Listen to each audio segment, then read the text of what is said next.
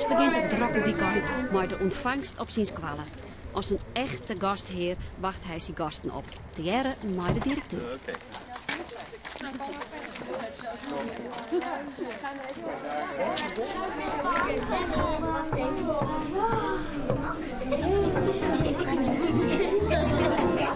Powerstation Art is een cultureel uitwisselingsproject tussen Zwitserse en Nederlandse band. Bij de start, toen ze 2 jaar oud waren, is er nevens een oud Zwitserse groep een speciale cheese maken. Wat ze 18 jaar binnen en het project al is, zullen ze maar zien allen opeten. De deelnemers joggen elkaar elk jaar. Verleden jaar gaan fonds op een zitting op de Zwitserse squallen en hun aan een kist maken, maar zelfs maken cadeaus als ik was.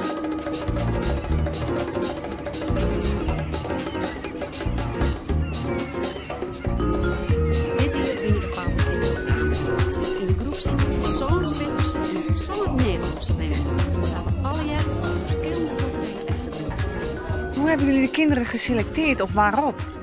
We hebben gemeentes aangevraagd. We kregen ook tips van sociaal werksters bijvoorbeeld. Die zeiden, hier is een ontzettend interessante familie. Dat zou goed zijn voor die familie als ze meedoen. We hebben in onze kennissenkringen nagevraagd. Het is dus werkelijk, je moest ook mensen vinden die bereid zijn om dat avontuur aan te gaan. Dat je met 18 jaar verbonden bent met iets waarvan je niet weet wat het eigenlijk is.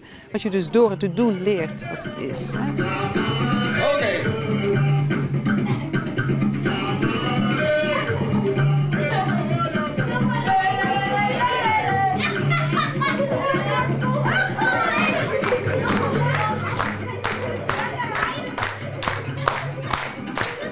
Volgende.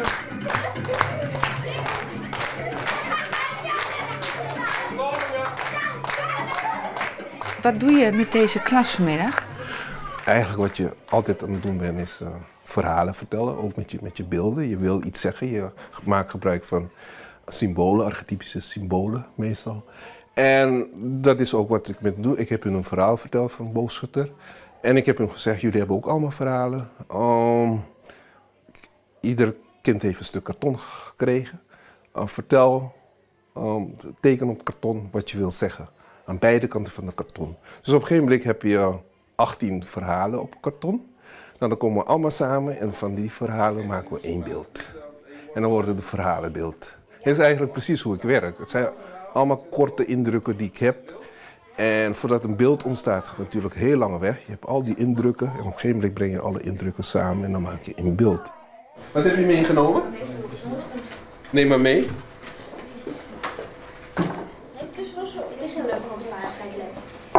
Ik heb de tweede prijs, want ik had vrijdag meegedaan met stoelendans vorige week. Van paard. De Heiten en Memmen winnen het Potbelutsenweerproject. Het al in het deze dag, maar moet 2022 daar, wat volgens 18 jaar is. Voor hun is het als het ware spelen, hè? Zo moet je het eigenlijk wel zien. Zo doen die kunstenaars gaan ook zo met hun om. Ze moeten dan een opdracht doen of iets dergelijks. En ja, er gaat 1 los en dan gaat dat vanzelf.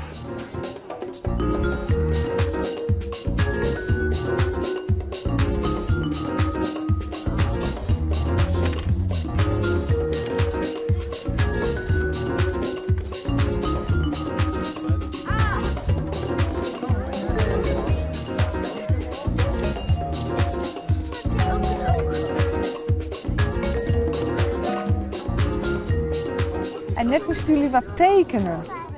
En wat was de opdracht? Dat je dingen mocht schrijven en tekenen. Oké, en wat mocht je tekenen? Wat je belangrijk vond. Dit is mijn hobby, voetbal. En papa en mama is mijn familie. En dit is mijn huis. Wat levert het tot nu toe op voor Fons dat hij mee heeft gedaan? Nou, het is wel een stukje ervaring. Kijk, je hebt ook wel andere kinderen die dat zien dus. Dat een filmpje of zo van in staat. Oh, heb je dat allemaal gedaan en zo? En is dat echt zo? Voor hem is het inmiddels al iets wat normaal is het niet natuurlijk, maar ja, het hoort er een beetje bij. Also, ich habe 2 Berge und einen Hügel und mich geteilt. Dat bist du? Ja, das bin ich. Maar de zelfsportretten op de vlag en in top komt er een eind aan deze leuke culturele dag. Maar wat hebben de BN daar nou van meekregen? Er zijn interacties, waardoor de kinderen merken, ja, er is iets bijzonders. Er is iets heel bijzonders wat alleen met kunst te bereiken is misschien. Of waar kunst een mogelijkheid is om het te bereiken. Als ze maar de rijkdom van de kunst, de rijkdom van de muziek, de rijkdom van de creativiteit die je in je hebt, als ze dat leren kennen. Dat is het enige wat we willen helemaal niet als kunstenaars worden. Dat is niet ons doel.